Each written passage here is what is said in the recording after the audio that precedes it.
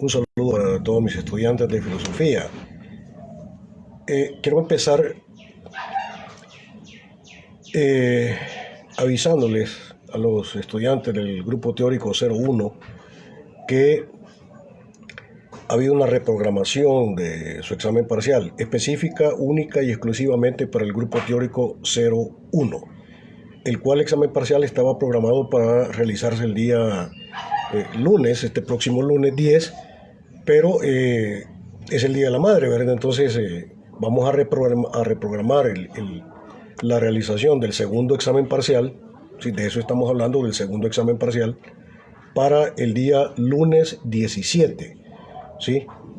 Lunes 17. Yo ya les mandé avisar a través de mi cuenta de Facebook, ¿verdad? Para que entienda el grupo 01 que su examen parcial, su segundo examen parcial, está reprogramado para el día lunes 17. Grupo teórico 02 y grupo teórico 03 sigue igual.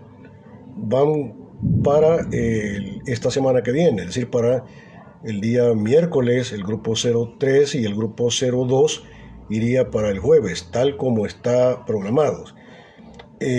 Solamente en el grupo teórico 01 hay una reprogramación para el día lunes 17. Y dicho esto, también hacer un llamado que a la hora de responder el parcial, si quiere tener éxito, si quiere aprobar su examen, debe responderme con las temáticas, los enfoques, los contenidos que hemos visto en clase y que están a su disposición también en materiales de apoyo académico que yo he compartido con usted en mi cuenta de Facebook. Lo que no debe hacer es intentar responderme bajando cosas del internet, bajando ya pensamientos hechos de solo de copiar y pegar bajados del internet. Ahí vas a fracasar, vas al fracaso, ¿sí? Entonces quiero advertirle a mis estudiantes, muchos de los que fracasaron en el primer examen parcial fue exactamente por eso. Así que por favor no repitan la historia, ¿verdad? Digamos, responder con los contenidos y los enfoques vistos en clase únicamente se puede hacer pues si vos ves las clases, si vos estudias las clases. ¿De acuerdo? De lo contrario no vas a poder hacerlo. El día de hoy vamos a tocar muy brevemente lo que es el planteamiento del materialismo dialéctico, ¿verdad? Como segundo tipo de materialismo de la visión materialista de la realidad. Sí. Ahora, el materialismo dialéctico, al igual que el materialismo mecanicista decimonónico, parte de la tesis fundamental de que la materia es y existe en absoluta independencia de la razón, ¿sí? Del infinito, ¿sí? Del absoluto, del espíritu, de la mente. Tesis compartida por este tipo de materialismo, también materialismo dialéctico. Vamos a ver algunos elementos fundamentales propios de la visión materialista dialéctica de la realidad. Lo primero que voy a decir en ese sentido es que para la visión materialista dialéctica que estamos examinando en este momento, no hay una separación absoluta entre razón y realidad. El materialismo mecanicista sí plantea un divorcio absoluto entre razón y realidad. El materialismo dialéctico va a plantear que no hay separación absoluta, por lo tanto no hay alteridad absoluta entre razón y realidad, entre espíritu y materia, ¿sí? Entre pensar, ¿sí? y realidad. Se comprende que desde el punto de vista cronológico, se puede entender perfectamente que la realidad existe antes que la presencia de la razón, perfectamente. Pero desde el punto de vista lógico, bien sabemos que siempre se hace necesaria la presencia de una razón para que se dé cuenta de ello. Y en ese momento, cuando ya la razón interviene en el contacto con la realidad, ya no se puede hablar de una absoluta independencia entre razón y realidad, porque ya está presente la razón. Las cosas son, sí, frente a la razón. Por eso decía Kant que el ser humano no puede conocer la realidad en sí, que lo único que puede conocer es la realidad para mí o para sí, es decir, en la presencia de la razón. Y por eso no se puede conocer lo real en sí, sino que únicamente se puede conocer lo real en tanto que lo real es objeto. Y objeto es lo real presente a la razón, sí, pero a la razón lógica, no a la razón psicológica individual. Ahora, pero para el materialismo dialéctico la razón es praxis, ¿sí? La razón es praxis y no una especie de espíritu desencarnado, ¿verdad? La razón es actividad creadora y transformadora de la realidad, y los sujetos de la praxis, ¿verdad?, también son sujetos concretos, en el sentido de que siempre son sujetos sociales históricamente condicionados. O sea, no son sujetos desencarnados, angelicales, que existen totalmente abstraídos de la realidad en la que viven, con todo el ordenamiento económico, político, cultural, ideológico de la realidad en la que viven. No vivimos en abstracto, sino que vivimos siempre en un aquí y ahora. Por ejemplo, en el caso de nosotros, somos sujetos, sí, pero sujetos viviendo en este momento, en El Salvador de hoy, ¿sí?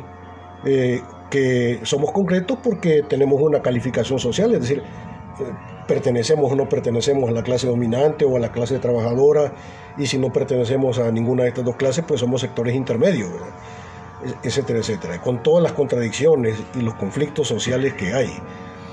Bien, entonces estamos hablando de sujetos sociales históricamente condicionados. En tal sentido, ni la praxis es abstracta, ni el sujeto es indeterminado y solamente lógico o psicológico, sino que es igualmente concreto. Y ser concreto es ser síntesis de muchas determinaciones. ¿Y qué significa ser síntesis de muchas determinaciones? Significa que cada sujeto, siendo y existiendo en un ordenamiento social concreto, como pudiera ser, por ejemplo, la sociedad salvadoreña en el momento actual, está determinado por las leyes, propósitos, el sentido y los conflictos sociales de la realidad concreta en la que vive. O sea, no es un sujeto abstracto.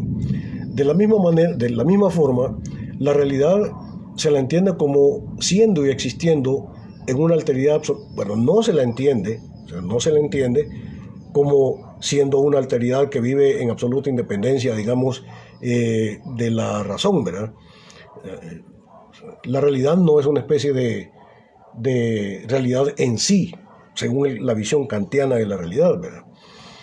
Exactamente por eso es que Marx realizaba una crítica al materialismo mecanicista.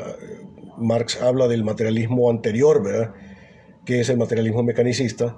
Y entonces Marx, en una de las tesis, en la primera tesis en contra del pensamiento de un contemporáneo suyo, de Ludwig Feuerbach, en la primera tesis en contra del pensamiento de Feuerbach, Marx dice lo siguiente. Voy a citar por lo menos una parte de la primera tesis de Marx contra Feuerbach.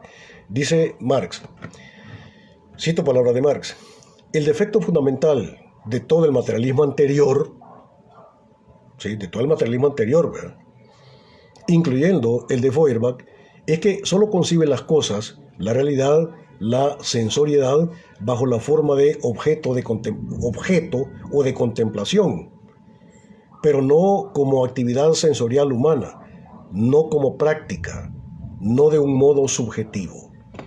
Entonces, el defecto fundamental del materialismo anterior es que consideraba lo real como algo en sí, como algo totalmente fuera del sujeto, ¿sí?, y que tiene una fuerza de imposición y termina imponiéndosele al sujeto. Y por tanto, en ese sentido, desde la óptica del materialismo anterior, el sujeto estaría totalmente alienado en la fuerza de imposición, en el sentido, en los propósitos del orden de lo real dado. Y ese orden de lo real dado es el capitalismo. Entonces, en el materialismo anterior, al cual se refiere Marx, se entendía que lo real es algo que está ahí, que únicamente debe ser contemplado, pero no transformado, ¿sí? Desde la óptica de la visión dialéctica de la realidad que plantea Marx, el orden de lo dado, el orden de lo real, es producto de la praxis, ¿sí? Como ya lo vamos a ver un poco más adelante.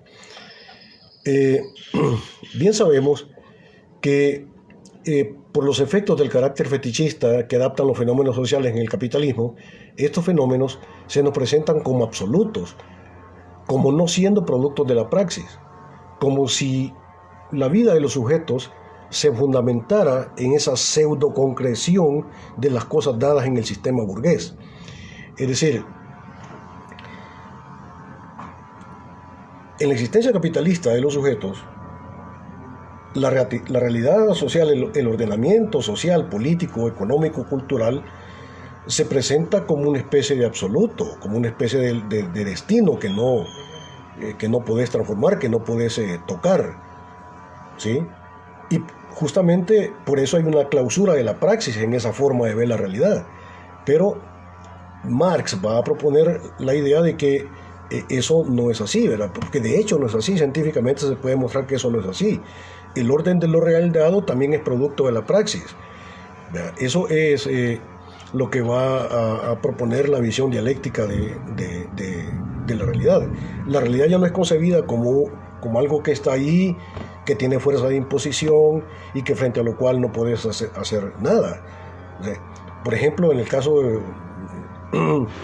del Estado capitalista, ¿verdad? Tú crees que frente al Estado capitalista pues no hay más que hacer que someterse, sojuzgarse, ¿sí? Y mala suerte, pues te tocó vivir en una situación capitalista y tienes que someterse a las leyes del capitalismo, ¿verdad? La concentración y centralización de la riqueza, por ejemplo, la generación de desempleo crónico, ¿sí? Y a veces se entiende, a veces no se entiende, la mayor parte de las veces, y para la mayoría de las personas, esto es un misterio, no pueden entender de dónde surge la riqueza del rico, no pueden explicarlo perfectamente, porque no tienen una visión científica de la realidad.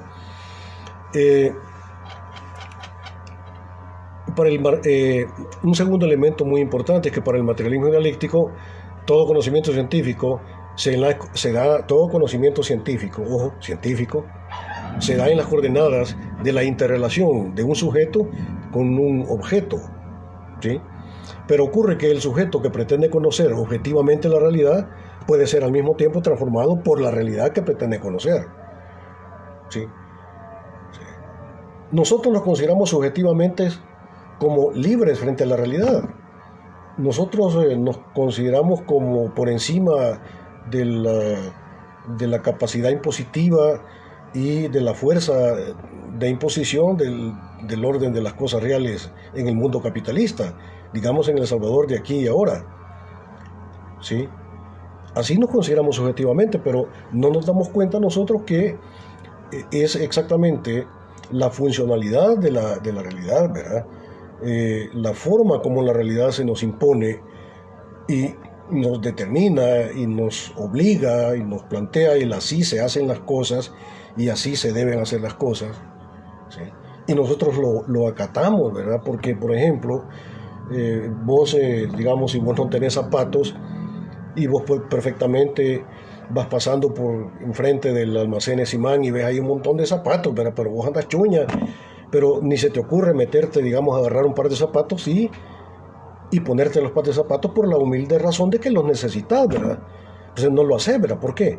Porque ya está establecido por el orden dado, ¿sí? En su marco jurídico legal, desde la Constitución política, que defiende los intereses de la clase dominante. Así que la Constitución política está diseñada exactamente para eso, para mantener el ordenamiento social, para garantizar la reproducción ampliada del ordenamiento social, el cual ordenamiento social favorece los intereses de la clase dominante. Entonces vos, aunque necesites los zapatos, ¿verdad? No vas a entrar al almacén de Simán, agarrar los zapatos y salir a la calle a ponértelos. ¿Por qué? Porque es ilegal, ¿verdad? Porque el ordenamiento jurídico no te lo permite, ¿verdad? O sea, la realidad está diseñada y tiene fuerza de imposición. Entonces el punto que estoy diciendo yo acá, en esta característica del materialismo dialéctico, es que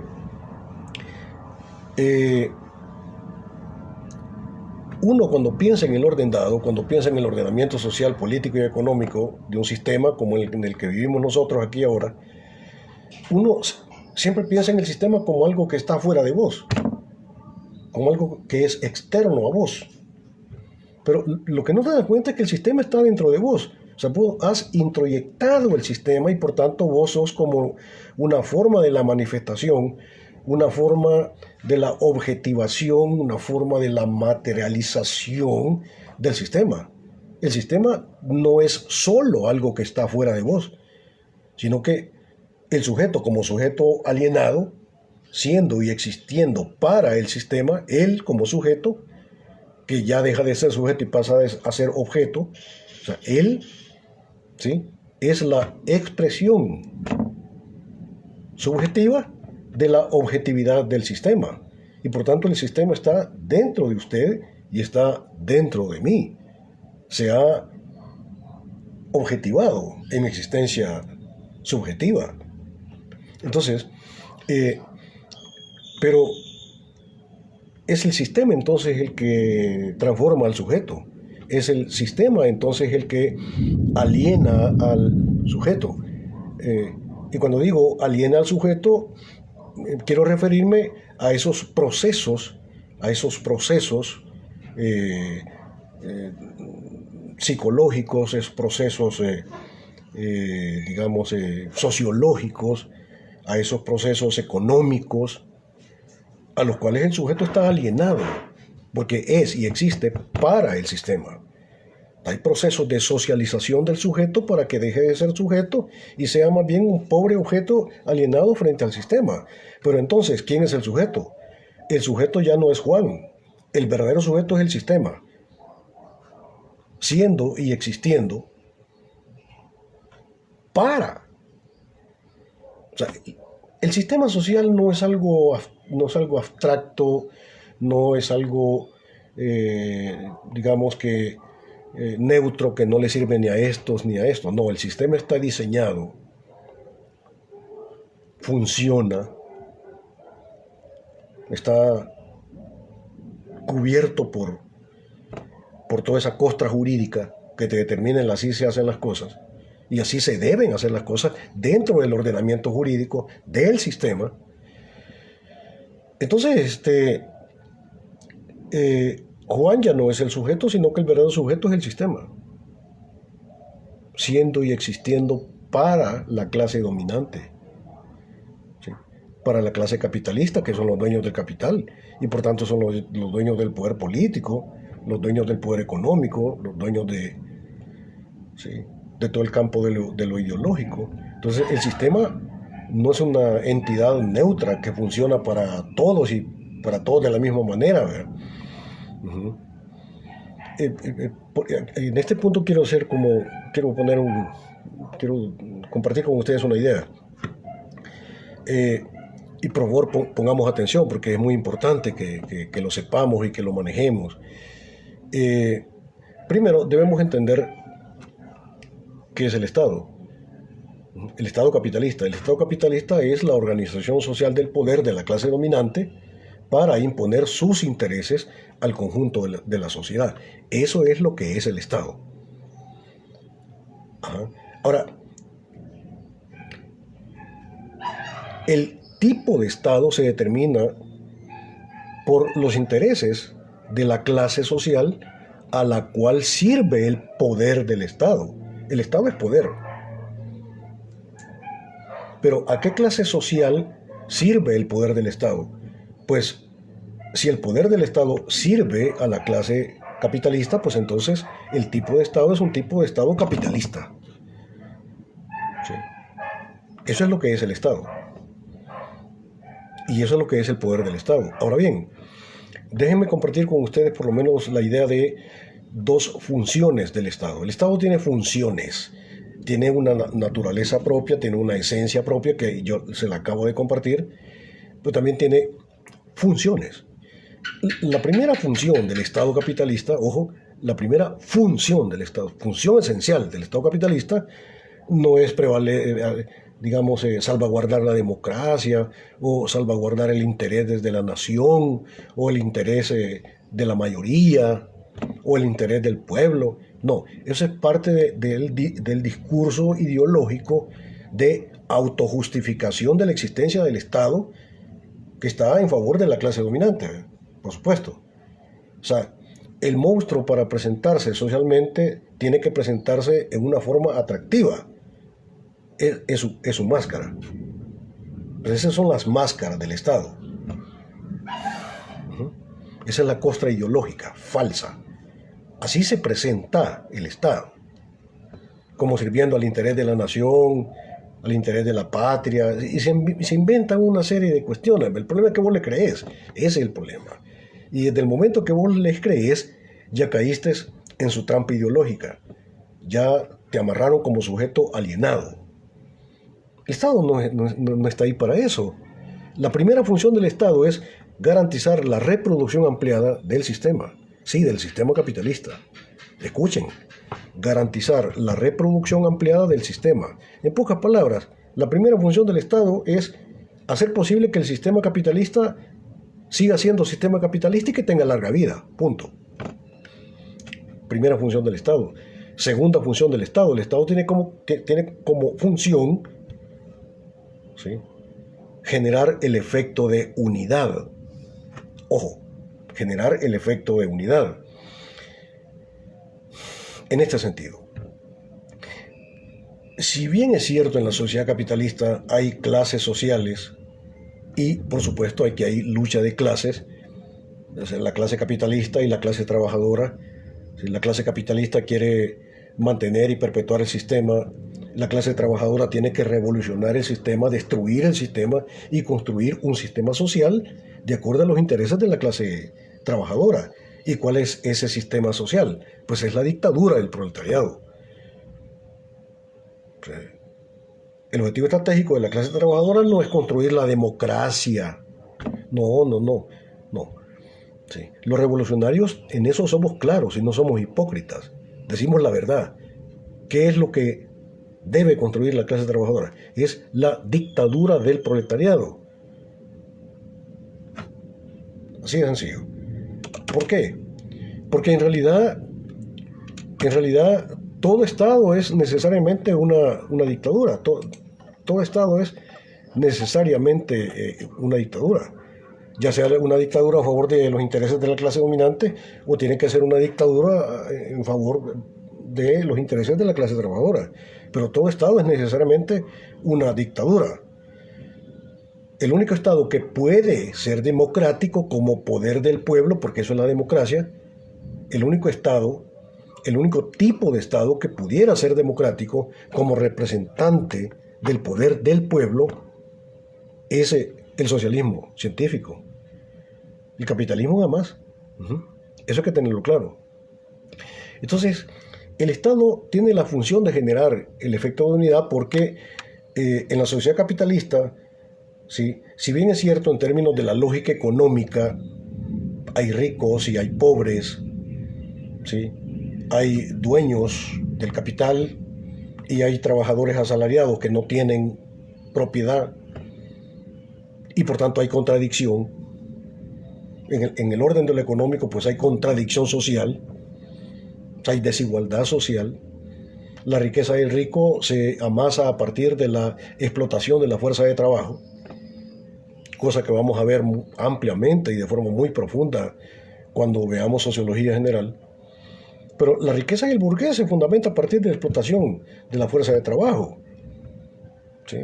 Entonces, en el ámbito del económico hay conflicto social, no hay unidad social, porque no somos iguales, hay ricos y hay pobres. O sea, en el ejemplo de los zapatos, vos no tenés zapatos, andas chuña, pero allá está el sujeto que tiene, no sé,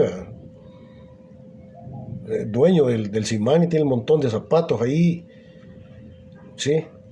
Vos no tenés ni casa propia, andás alquilando, pero hay un sujeto allá que tiene como 100 propiedades, ¿verdad? O sea, como 20 casas, 40 casas en diferentes lugares del país. Hay contradicción.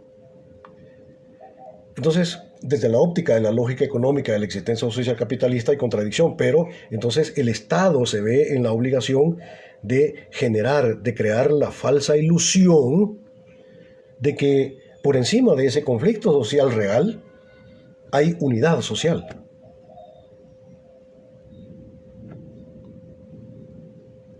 ¿Cómo lo logra? Lo logra planteándote la idea, ¿sí?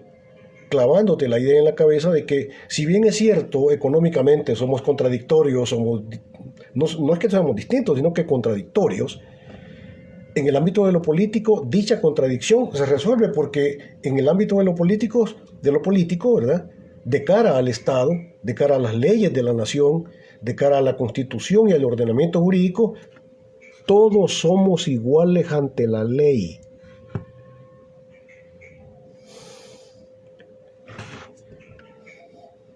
¿Sí?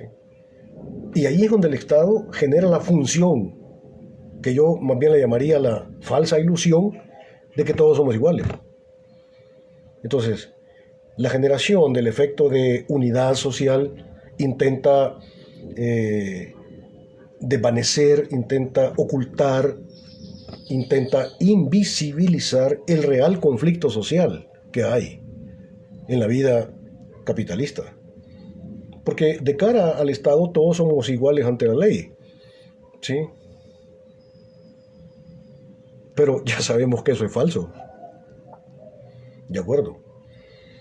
Por eso es que a mí me da no sé qué las personas que se rasgan la vestidura, pues, hablando de que se ha roto el ordenamiento jurídico, de que la separación de poderes y que la democracia y que la Constitución.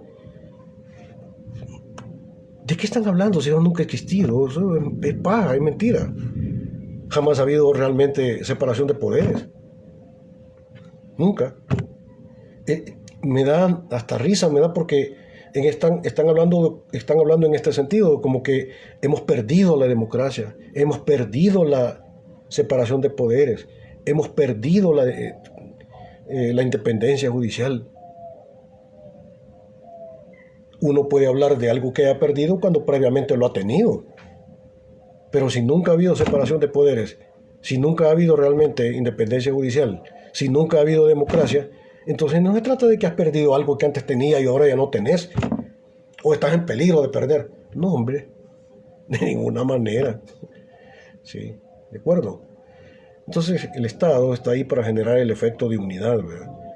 Nos meten la cabezota de que todos somos iguales ante la ley y que todos vivimos en el mismo país y que entonces cuando juega la selecta, ¿verdad? Entonces todos nos sentimos representados.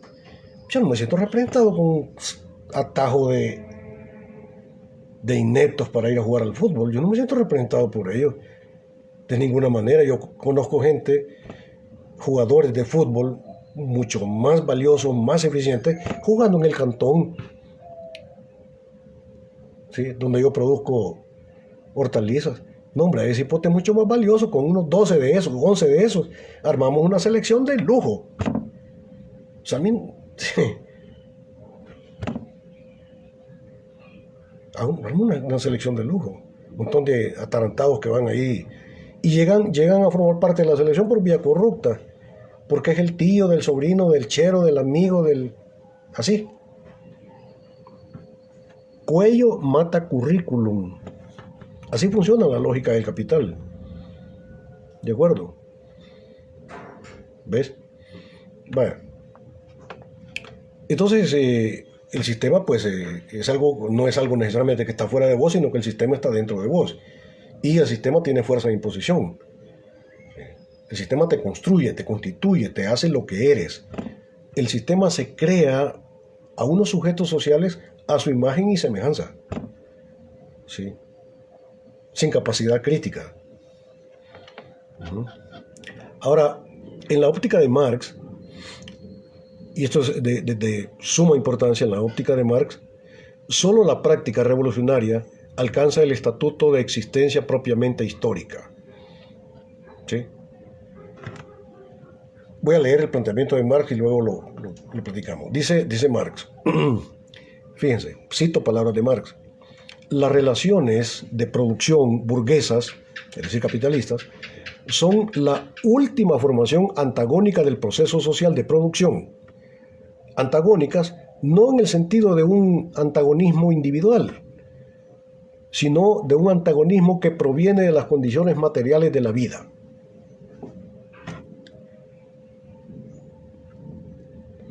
En la concepción de la sociedad de Marx, la sociedad capitalista es una sociedad, ni siquiera es una sociedad histórica, sino que es una sociedad prehistórica. Pero ¿en qué se fundamenta el carácter prehistórico, no histórico, de la existencia social capitalista? En el hecho de que en la existencia social capitalista, sencillamente los sujetos no son sujetos, sino que son objetos alienados, formados y determinados por la lógica del sistema, por los intereses de la clase dominante, por la fuerza de imposición del sistema, por el sistema de propósitos, por el así se hacen las cosas. Entonces, ¿qué es lo que no hay ahí? No hay sujetos, verdaderamente sujetos con capacidad de ejercer la razón para hacer una valoración crítica del ordenamiento dado. No hay libertad. Solamente habría libertad en el concepto de Hegel, de que la libertad es la conciencia de la necesidad. Libre es aquel que sabe de antemano lo que de todas maneras va a pasar. Pero ese es el concepto de Hegel. Y en el concepto de libertad de Hegel, el sujeto no es sujeto. El verdadero sujeto es el sistema. Solo queda adaptarse. Pero ese es el concepto de libertad de Hegel. Muy diferente, por ejemplo, el concepto de libertad del padre Yacuría, mi maestro. Tuve la gran dicha de ser estudiante del padre Yacuría, de Ignacio Yacuría, asesinado por la oligarquía de este país. El padre Yacuría decía que la libertad es, fíjense, la libertad es la posibilidad real de optar realmente entre opciones reales. Esa es la libertad. Es la posibilidad real, no falsa, no pajística. La posibilidad real de optar, de poder elegir, de poder decidir. Posibilidad real de optar realmente, no pajísticamente, entre opciones reales, entre opciones igualmente reales. ¿Sí? Digo esto porque uno de los grandes temas de los pensadores capitalistas que defienden el capitalismo, del capitalismo, es que el capitalismo, dentro de su concepción, proponen de que hay un sistema de libertades, ¿verdad? De que es una sociedad libre, ¿verdad? Pero ¿a qué libertad se refieren? O sea, ellos creen que el capitalismo es una sociedad libre porque el trabajador es libremente de buscar trabajo o no buscar trabajo, ¿verdad? Y si busca trabajo, pues lo hace libremente. Y si no busca trabajo, pues igual lo hace libremente. Y el burgués es igualmente libre para poder darle trabajo al trabajador o no darle trabajo. Ese es el sistema de libertades que ellos están planteando. Y que vos libremente vas con tu dinero al mercado a comprar jocotes, tomates o un celular o un iPhone de última generación, ¿verdad? Pero es tu problema, ¿verdad? Ya cae en el campo de tus decisiones. Si en vez de comprar comida o en vez de comprar lo que necesitas realmente en el hogar, vas y te compras un celular, ¿verdad? Pues te quedas sin comer, ¿verdad? O no compras las vitaminas que necesitas, ¿verdad? O no compras los materiales de apoyo y los libros que necesitas en el ambiente de la educación universitaria, ¿verdad? Bueno, que por cierto que hay algunas personas que no sé de dónde diablos sacan la idea de que los estudiantes universitarios no deben comprar documentos de apoyo o libros, ¿verdad? ¿Dónde se ha visto eso? Sí, que sí. Así es, pues. Imagínense, yo tengo un hijo, digamos, en parvularia, tengo otro en sexto grado, el otro, digamos, vamos a decir, en séptimo grado, ¿sí? Y estudian en escuelas públicas.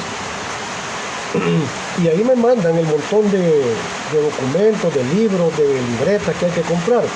Si tengo que comprarlas, pues. No, entonces yo no sé dónde han sacado los estudiantes estos universitarios que los estudiantes universitarios no necesitan comprar documentos de apoyo.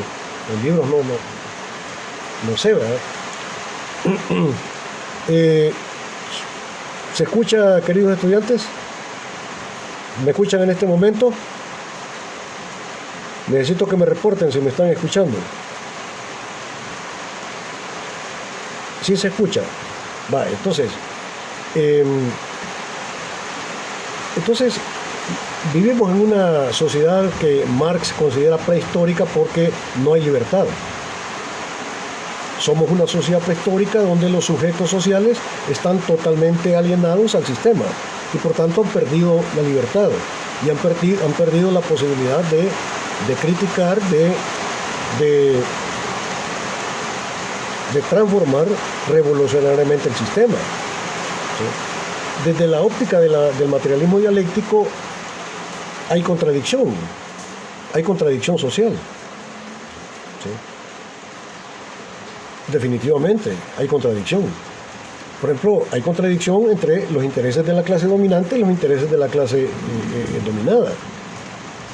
Hay contradicción. Entonces, frente a la contradicción social, para poder superar, para poder, digamos, construir una sociedad superior, hay que desarrollar un proceso de negación de la negación, que es una de las leyes de la dialéctica. Las leyes de la dialéctica, yo podría plantear tres en este momento. La primera ley de la dialéctica es la unidad y lucha de contrarios. La segunda ley de la dialéctica es la negación de la negación. Y la tercera ley de la dialéctica es el paso de la calidad a la cantidad y viceversa. Ahora, en una sociedad capitalista burguesa donde hay contradicción social, hay que desarrollar un proceso de negación de la negatividad del sistema. Escuchen esto, es un proceso de negación teórica y práctica de la negatividad del sistema y por eso tiene que haber negación de la negación. Tiene que haber negación de la negación para poder construir una sociedad superior a aquella sociedad que ha sido negada, teórica y prácticamente. Pero ese proceso de negación de las negatividades del sistema solo puede desarrollarse y realizarse a través de una práctica revolucionaria. ¿Cuál de las dos clases sociales fundamentales, capitalista y trabajadora, cuál de las dos clases sociales está interesada en cambiar el sistema, en transformar el sistema, en que haya una sociedad mejor, que responda a los intereses de la clase trabajadora? ¿La clase burguesa? No, es la clase trabajadora. Y por eso la clase trabajadora es la única que está obligada estructuralmente, porque si no perecería, ¿sí? Perece la clase, ¿sí? Y perece día a día con malos salarios, bueno, etcétera, etcétera. Solo la clase trabajadora está interesada en cambiar la realidad social, en transformar esencialmente, no apariencialmente, sino esencialmente la sociedad inhumana, la sociedad explotadora, la sociedad depredadora, injusta del capitalismo. Entonces, solo la clase trabajadora puede ser clase revolucionaria. Y como clase revolucionaria, la clase trabajadora es la que está llamada, es la que está obligada a realizar, es decir, a hacer real la negación de las negatividades del sistema, a desarrollar y a hacer real la segunda ley de la dialéctica, que es la ley de la negación de la negación. ¿Sí? Pero negar las negatividades del sistema no se puede hacer si no es tocando y transformando los elementos esenciales de una realidad, no los elementos aparienciales. No se trata de buscar un cambio social falso, maquillado. No es la misma mica, solo que revolcada. No es más de lo mismo, sino que se trata de, ¿sí?, Por eso el objetivo estratégico de la clase trabajadora es claro, es destruir el Estado capitalista, ¿sí? Destruir, no reformarlo. No se trata de embellecerlo, o maquillarlo, o mejorarlo, perfeccionarlo. No, destruir el Estado capitalista y construir la dictadura del proletariado, que es la primera fase para construir el socialismo científico. ¿Sí? Solo la clase trabajadora puede ser clase revolucionaria, porque está obligada estructuralmente, ¿sí?, a tocar y transformar los elementos esenciales de la lógica del capital. Y entonces, como esto es así, solo la praxis revolucionaria es verdadera praxis social, porque implica necesariamente la realización de la negación, de superar las negatividades del sistema. Yo tenía planeado, ¿verdad?, explicar un poco sobre la cuestión de las negatividades del sistema, ¿sí? Quizás solamente les voy a mencionar, hablando de las negatividades del sistema, quizás únicamente les voy a hablar algunas pocas, porque esas negatividades del sistema exactamente son las que hay que negar revolucionariamente. Y solo si hay negación revolucionaria de las negatividades del sistema, puede haber praxis y puede haber verdaderamente existencia social.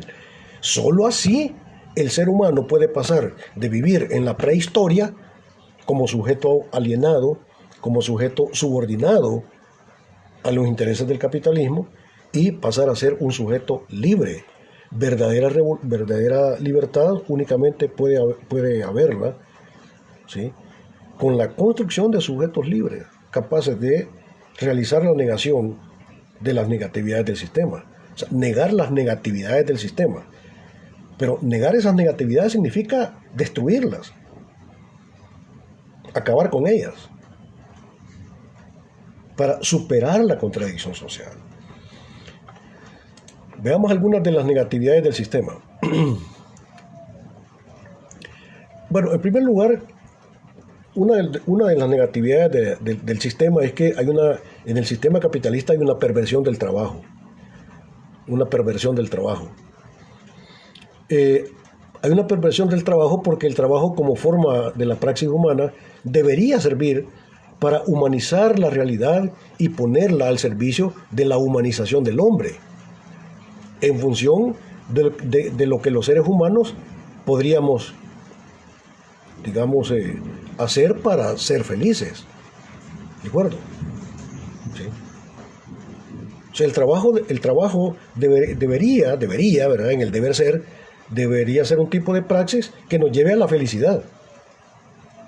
Eso debe ser el trabajo. Pero dicho trabajo, en la lógica del capital, sirve para la maximización de la tasa de ganancia únicamente para el capitalista y para la explotación y la dominación de la fuerza de trabajo.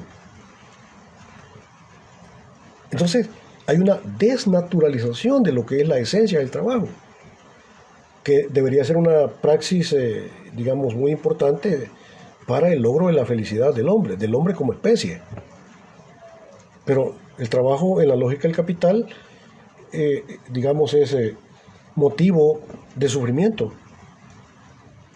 Es motivo de sufrimiento, de dolor. ¿Sí? El trabajo no libera. Y por tanto el trabajo está deshumanizado. El trabajo en la lógica del capital, que es algo que debería ser bueno, se convierte en algo doloroso, en algo que es fuente de sufrimiento. ¿Sí? Por eso es que a nadie le gusta que llegue el día lunes cuando te toca ir a trabajar de nuevo, ¿verdad? Hay muchas cosas que están pervertidas al interior del modo de ser capitalista. Incluso los procesos educativos están pervertidos. Ya no hablando del trabajo, sino trasladémonos a lo que es el proceso educativo. El proceso educativo hoy, aquí y ahora, en este momento que estamos hablando con usted, Ahora, el proceso educativo es perverso. Y no solamente perverso, sino que es doloroso y yo diría que además hasta tiránico. Veámoslo en este ejemplo sencillo. ¿Cuántos de ustedes cuando saben que va a haber examen parcial se sienten felices? Y van felices a un examen parcial. ¿Quién de ustedes? Nadie. Es decir, ninguno de ustedes experimenta un examen parcial como un acto de liberación, ¿o sí? No. Lo experimentás como un acto de dolor, como un acto de sometimiento, como algo que hay que hacer, pero que vos no quisieras hacer. Entonces, los procesos educativos se han vuelto opresivos. Ojalá y algún día no hubieran exámenes. Bueno, realmente yo quisiera que no hubieran exámenes. Yo estaría dispuesto a no hacer exámenes. Si yo hago exámenes porque me obligan, pues. Porque me obligan las leyes universitarias. Y de acuerdo, imagine usted que yo no hiciera exámenes parciales. Pues. No me despiden el día de mañana. Entonces yo estoy de alguna manera también sometido a la lógica de imposición del sistema y te tengo que hacer exámenes porque así me lo obligan, ¿verdad? Aparte de eso, los procesos educativos son procesos que siguen la ley de la evolución de las especies. Charles Darwin decía que en el mundo de los seres vivos hay una guerra de uno contra todos y al final de esa guerra de uno contra todos pues sobreviven los aptos. Pues en el proceso educativo pasa lo mismo, es la ley de la selva. Es una lucha de uno contra todos y al final sobreviven los que pasaron el parcial. Y los que pasaron el parcial son los, entre comillas, los aptos. Y así se justifica la muerte del débil. Se justifica la muerte del débil. Es la justificación social planificada desde el sistema educativo de la muerte del débil. ¿Y qué es el débil? Pues el débil es el que no pasó los parciales. ¿Ves? O sea, ¿cómo es posible que hayan podido diseñar un sistema educativo basado en las leyes de la evolución natural, donde hay una lucha de uno contra todos y sobreviven los más aptos? Realmente es estúpido, pues. Absolutamente estúpido. Deberían estudiar los que quieren estudiar y que sientan ese proceso educativo como un acto de liberación. Y tenemos que entender también que no todos tenemos esa vocación, pues. O sea, hay gente que estudia porque está obligada a estudiar, ni siquiera le gusta leer. Debería estudiar el que quiere estudiar. No deberían haber exámenes. ¿Sí? Si todos los que desean, y es una vocación, la cuestión intelectual, la cuestión académica, y lo más probable es que ellos van a pasar sin necesidad de exámenes, pues. Así de sencillo. Debería ser un acto de liberación, pero desgraciadamente no es un acto de liberación. Entonces, lo que yo quiero decirle, compañero estudiante, es que aún el proceso educativo ha sido desnaturalizado, ha sido pervertido por la lógica del capital. Ya no digamos el proceso de trabajo. Pero además hay una perversión del trabajador, ya no solo del trabajo, sino que del trabajador. Porque en la lógica del capital el trabajador no es visto como persona humana, sino solo como fuerza de trabajo, como una herramienta. No es visto como persona humana, sino como una herramienta, como una mercancía. ¿Sí? Por tanto, hay una deshumanización del trabajador, ya no solo del trabajo como actividad humana o como un tipo específico de la praxis, sino el trabajador. El trabajador es sometido a un proceso de deshumanización, porque no es visto como ser humano. Es decir, cuando el capitalista, dueño de la fábrica de zapatos, contrata a Juan para que le trabaje en la fábrica, el capitalista cuando contrata a Juan, no está viendo si Juan es un ser humano, si tiene esposa, tiene hijos que mantener, si es así, si es asá, si está enfermo. No, el burgués, cuando contrata a Juan, lo único que va a ver de Juan es si Juan tiene las capacidades y las potencialidades para realizarme el trabajo que yo le tengo preparado. Punto, es todo. Es como una herramienta que yo veo si me sirve o no me sirve. Y si cuando ya no me sirve, la desecho, la boto. Y entonces igualmente la fuerza de trabajo es despedida. Cuando ya no sirve. Como un bagazo, como algo que ya no sirve. Pero no es visto como un ser humano. Uh-huh. Pero hay una perversión no solamente del trabajador, sino que también hay una perversión del burgués. Porque el burgués se ve obligado a llevar una existencia malévola, una existencia perversa, una existencia sin corazón, en donde lo único que le interesa es el contante y sonante. ¿Ves? Perversión del trabajo, perversión del trabajador, perversión de... Sí. Ya te dije yo que hasta el proceso educativo está pervertido. Ahora, en el proceso de producción capitalista, yo debo decir que por lo menos 4 niveles de alienación de la fuerza de trabajo en el proceso productivo. Ser alienado es, ya te dije, ser para otro o en otro, no para sí. Sí.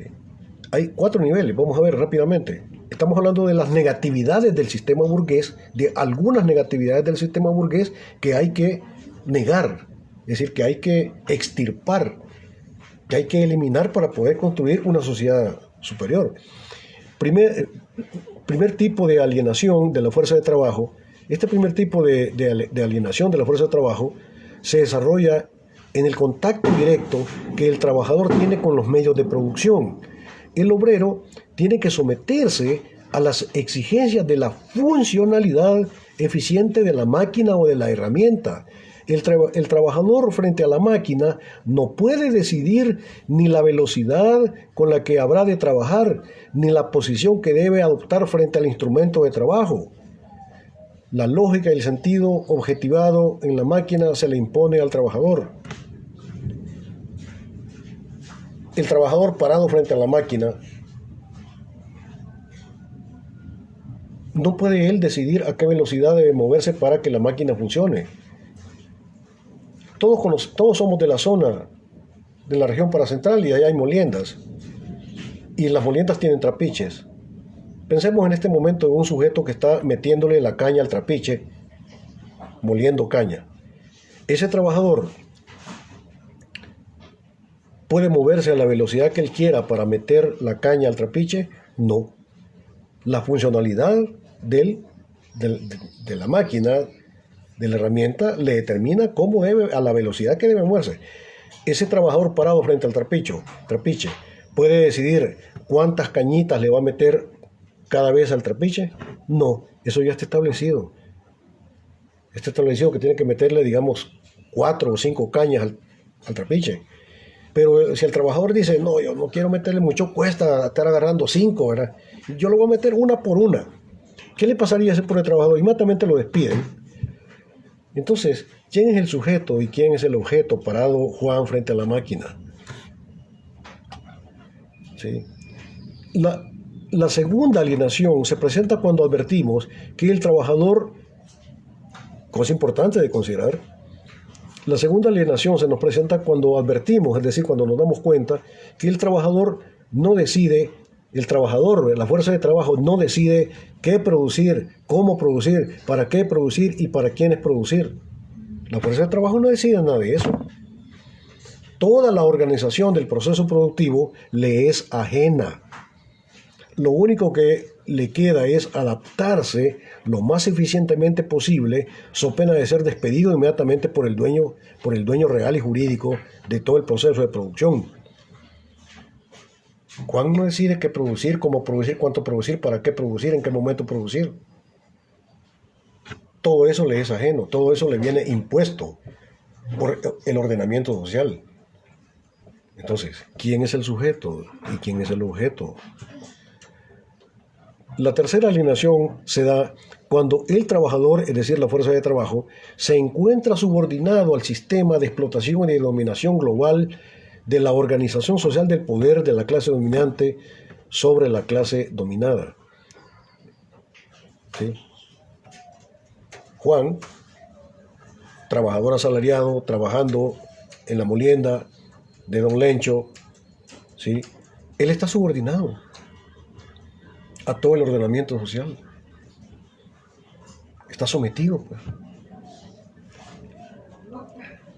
Juan es mercancía, como fuerza de trabajo es mercancía.